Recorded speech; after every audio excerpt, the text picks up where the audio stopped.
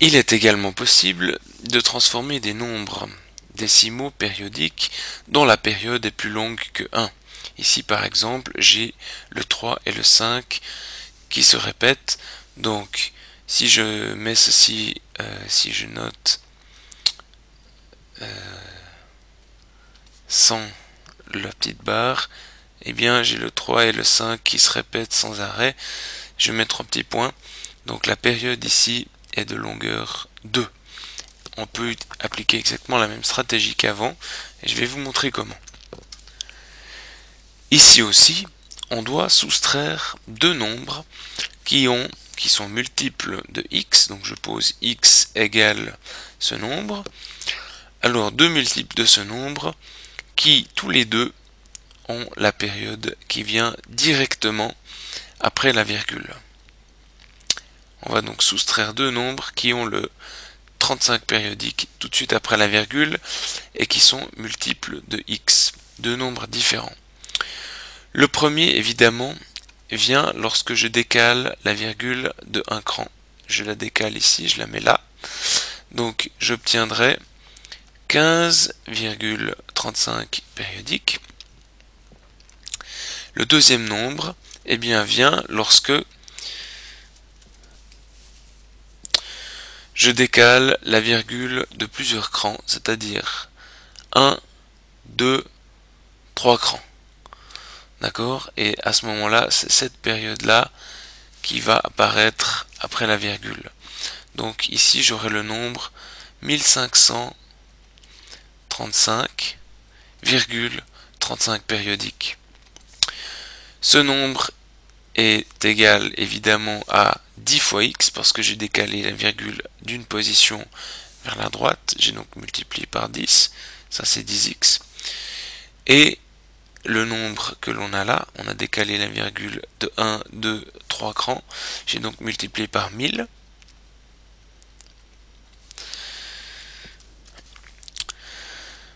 Alors, lorsque l'on soustrait, il est évidemment plus avantageux d'avoir le plus petit nombre en bas. On fait la soustraction. Alors, pardon. Je vais peut-être la faire comme ceci cette fois, pour que vous compreniez bien.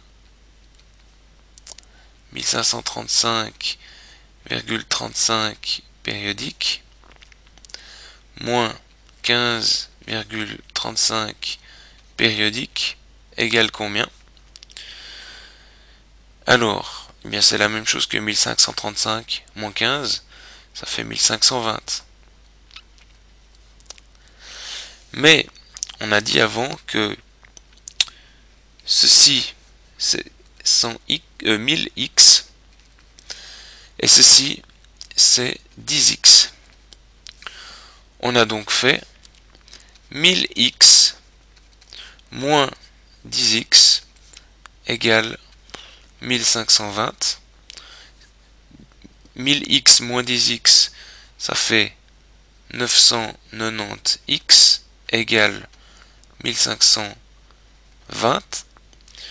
Et donc, si je résous l'équation, évidemment, je vais diviser par 990 ou multiplier par 1 sur 990 et cela me donne x égale 1520 divisé par 990.